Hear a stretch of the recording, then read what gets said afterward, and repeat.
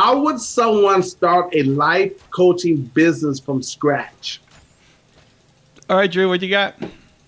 I mean, you do what Zan did, and you do IG Lives first, and then you figure out a way to schedule people, and then you give them a free call, and then you continue making content and tell people to get on your free call, and then sell them coaching.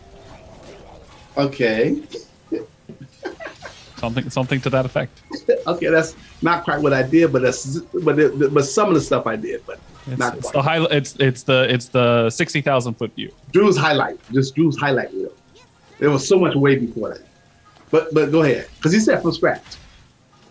Drew he's got like the last 20%. I did so much stuff way before that. Wow. And he said, it depends on. There's a different interpretation from scratch, right? Like, it depends on, do you know how to coach? How about we start there, right? Like, if you don't know how to, what Drew said was great if you know how to coach. That, Drew's giving you the startup marketing plan. Yeah. So if that's what you're asking, yeah, those are all great ideas to help you start your marketing for your coaching business. If from scratch means you want to be a coach and you don't know how to coach or methodologies or frameworks and have no practice, your best bet is to work with a coach. What do you mean from scratch? From scratch or just marketing help to? Oh, he said I've coached athletics and lead generation teams for years. It would be more of the transition to life coaching and mentoring. Okay. So do you feel like you have the skill sets to do it already? Right? That's basically the nuance. If you're looking for, if it's just, hey, how do I find clients for my business? What Drew said was great.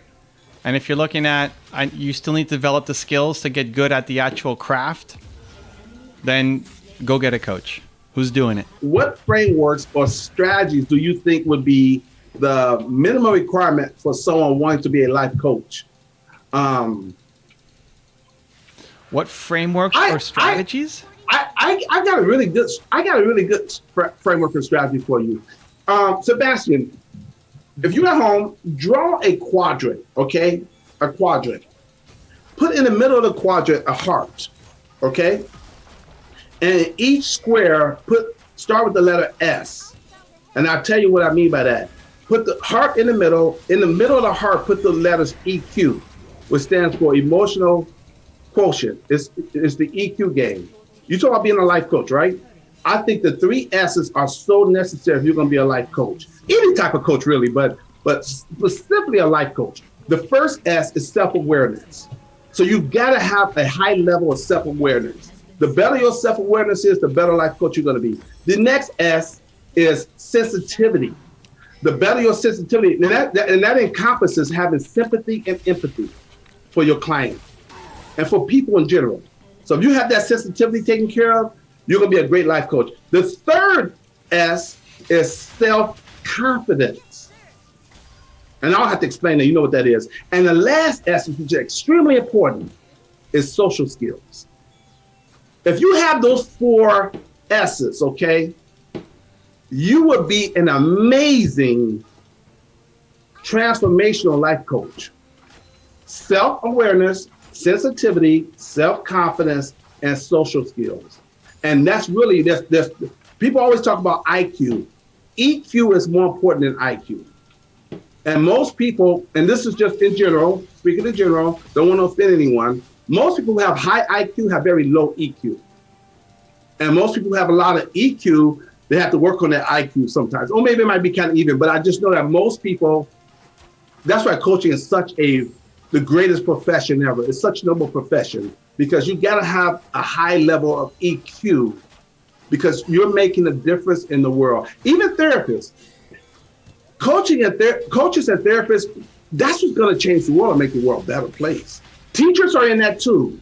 But you know what I'm saying? But you're making a difference in people's lives. But for me, that's the framework strategy that you would need. And also, I would say, humbly, you should get certified. There's a lot of life coaches out there or life coach certifications out there. You're going to learn things that you can never learn on your own through certification. And also, you can be part of a fraternity.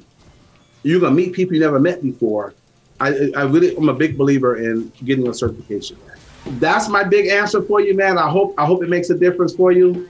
And Evan's got a lot of experience in this area, so he better give you more context on this also. Evan, the question is, what frameworks or strategies do you think would be the minimum requirement for someone wanting to be a life coach? Yeah, I like Zan's answer.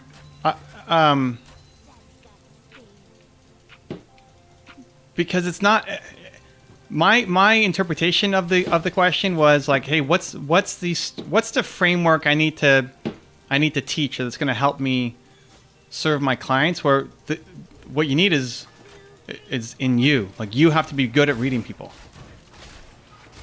So it's not some framework like following Myers-Briggs or something. It's you actually. It's the art of being to actually read people, to know what they want, to know what they need, to help them get there. Step one is before you can guide them, you have to know what they're feeling. And that's a really hard thing to do. And most coaches are not good coaches, or can only coach a select few people who are exactly like them, primarily because they can't read people. And so they don't know, they just see everybody as themselves. And so most of the advice you give is actually not the right advice. You have to be willing to give advice that you yourself would not take, because you are not them.